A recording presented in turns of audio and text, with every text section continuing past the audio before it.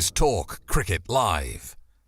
Don't forget to subscribe to the channel, ring the bell, and like and comment below. Here's your failed medium-fast right-armed bowler, Mark Keane. Hello, it's Talk Cricket Live once again. We are live at 9 p.m. every night of the Test match, both the Lords one and Edgbaston as well. So, the title of tonight's live broadcast, and by the way, if you'd like to take part, it's basically a phone-in. All you have to do is give us a call. There's the number 0161 818 2009. Might be quite good if you did to have your say about cricket matters, because I've just been drinking some fizzy drink and actually it's doing whatever. So there we go. It's 0161 818 and it's 2009. If you are watching on YouTube and you're getting a few problems, I've got an error here for saying that you may have some buffering. I'm not quite sure why, but if it is bad, then please let me know in the comments box. Thank you very much. So, Talk Cricket Live is about the Test match today, and the title is Now That's What I Call Awkward 1. So yesterday, the New Zealand team were on top. We didn't have any play yesterday, but they finished about 370 odd, and we were on a Nelson. We were 1-1-1 for 2. Now, Joe Root should have known better than just to throw his wicket away, because it was Nelson. Nelson, of course, is any multiple of 111. So 1-1-1, 2-2-2, 3-3-3, 4-4-4. After that, it's getting a little bit optimistic, especially for the England team. But they are supposed to be like bogey scores. So the idea is to get past Nelson as much as you can, as quick as you can. But we've been on Nelson for 2 days. So, you know, the Nelsonness was building up. And so, really, it was no surprise that poor old Joe Root ended up with a first ball wicket. Oh, well. But it only went downhill from there. But the reason I'm saying that there is something which is awkward about this is Ollie Robinson. Now, everybody knows it was a international news story. Ollie Robinson, on the day of his England debut, as Jeremy Coney from New Zealand calls it, debut. He makes a real thing of calling it that, you know, as well, pronouncing it like that, debut. It's almost like he accentuates it just to have a go at the English. I'm probably wrong. I love his voice, Jeremy Coney, and he's a good commentator too, very considered. But on the debut of Ollie Robinson, it was revealed that he'd, about 8 years ago, he'd posted some sexist and racist texts, one including the N-word. And, you know, I went on the channel and said, look, I don't really think he should be punished as such now, but I think his England career really has to come to an end after this game. So now that's what I call awkward number 1, because if anybody has shone throughout this game for the England team, it's the man they call Ollie Robinson. So let's have a look at what he's done so far. He has, in the first New Zealand innings, he took 4 wickets. Then in the England innings, he was equal second high scorer. Rory Burns played by a blinder.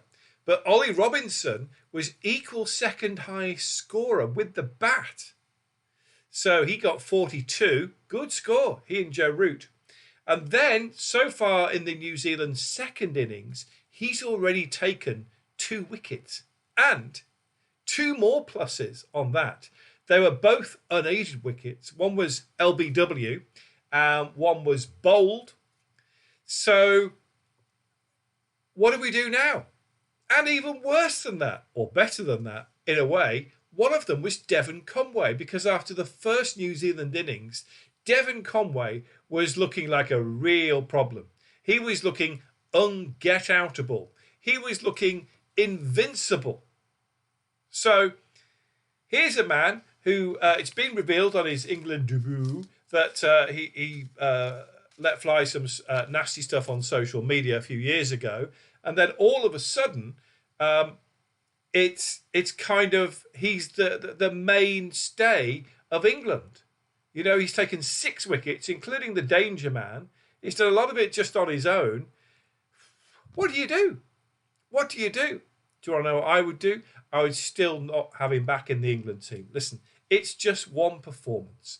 This isn't to say that he would come on and do the same every game. I mean, look at Dan Lawrence. He had a great start, but I did say in a recent video, what's Dan Lawrence doing in the team? And lo and behold, what does he do today? Diddley Jack squat. And I can't understand why he's in the team. And I can't understand still why Bairstow, Butler and Wokes aren't in the team. Or Moeen Ali. Or Sam Curran. There's 5 people for you straight away. 3 of them are batting and bowling all-rounders. And James Bracey, what's he done? Diddley Jack squat. I want to be in the England top 3, he says. He can't even get a score at number 7. And he hasn't done that much behind the stumps either. So I don't understand. I really am at a loss as to what England are actually doing. And I think England will be lucky to get away with a draw. They're going to need some rain tomorrow. And apparently there is going to be some rain tomorrow. But England will need some weather tomorrow to get a draw. The other thing is, the other point I wanted to make about Ollie Robinson is I don't like his wicket celebrations. They're a bit too aggressive. You watch a football game, even football goal celebrations aren't as aggressive as Ollie Robinson's wicket celebrations. They're really quite in your face. Call me an old traditionalist, don't mind if you do, but cricket is a gentleman's game. Yes, there's a bit of argy-bargy that goes on with the sledging and all the rest of it, but you look at how the other players celebrate, the bowlers. Yes, some of them are really, really thrilled to get the wicket of someone like Steve Smith or something. And they go, yeah, but they're not quite as aggressive as Ollie Robinson. Getting Devon Conway out was a great thing, but be just a little bit more subtle about it.